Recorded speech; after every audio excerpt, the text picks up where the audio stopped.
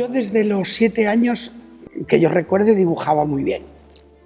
Y cuando fui al colegio por primera vez de los maristas con 9, 10 años, mi profesor de dibujo, don Fernando, al que recuerdo en las memorias, era un hombre que nos consiguió que nos enamoráramos de la clase de dibujo porque nos contaba historias. Historias que cuando fui mayor me di cuenta que eran películas. Por ejemplo, Las tres plumas blancas, cosas de la época del desierto de los franceses. Y entonces él nos iba dibujando en la pared, en la pizarra, y nos iba encandilando. Yo empecé a dibujar con don Fernando porque don Fernando me trataba con muchísimo cariño.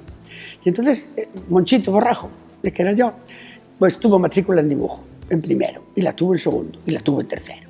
Entre eso y mi afición o mi sensibilidad, entre comillas, que un niño no creo que se le pueda llamar así, pero bueno, hacia el dibujo y hacia la pintura y hacia el arte, me hizo volcarme más en el colegio en los premios que iban por ahí. Y en vez de tener medalla en deporte, yo conseguía ser el que hacía el cartel del colegio, el que hacía las poesías, y entonces el dibujo siempre fue para mí un punto fundamental, hasta el extremo de que me enfadé muchísimo, cuando en quinto, y me quita la matrícula en dibujo técnico. Yo tengo sobresaliente, pero no matrícula, y me enfado mucho porque quería tener... Y entonces ahí nace ese amor al dibujo, y luego posteriormente, en casa, ya con 13 años, 14, había una persona, un ingeniero francés, viviendo en casa, que se dedicaba al desguace de barcos, pues me ayudó mucho a dibujar cosas de barcos y todo esto, pero el dibujo siempre estuvo muy enraizado en mí. Lo que pasa que como cómico y como cantante luego de canción protesta y todo esto, siempre la música era más fácil de explicar que explicar el dibujo. Pero mi madre, por ejemplo, se decía: «Ay, o meu fillo dibuxa moi ben». Mi hijo dibuja muy bien, muy bien, muy bien. Y claro, era la forma de que estuviera quieto, porque así dibujaba.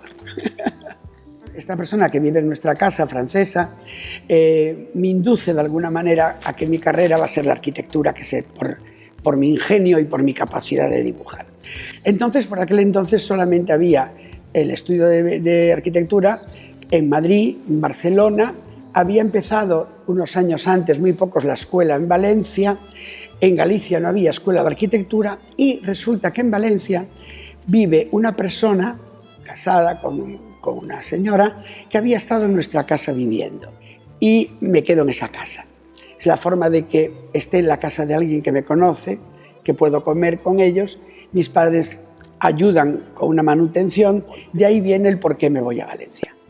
El hecho es que luego se complican las cosas porque la escuela de arquitectura cierra al empezar el Politécnico. A mí me coge en primero o segundo, y el Politécnico hay que aprobar todas o suspender todas, y va por trimestres. Ahí se complica todo. Segundo, y ya dejo arquitectura, me hago aparejador, arquitecto técnico, se llama luego, y luego hago Bellas Artes por libre, porque los profesores que daban dibujo en la escuela de arquitectura, los que daban análisis de formas, ellos me inducen a ir a hacer Bellas Artes. Yo voy a una escuela, a una academia de Bellas Artes para aprender estatua, que es lo que nos exigían en la escuela de arquitectura, y es una escuela donde están estudiando para hacer el ingreso de Bellas Artes. Y el director de esa escuela era el tío del que ahora es Úrculo. Es decir, hay una relación, era un profesor de dibujo espléndido, y entonces de ahí toda esa relación con las Bellas Artes, ¿no? Porque yo iba al barrio del Carmen, a esa academia, y San Carlos, la Escuela de Bellas Artes, estaba en el barrio del Carmen.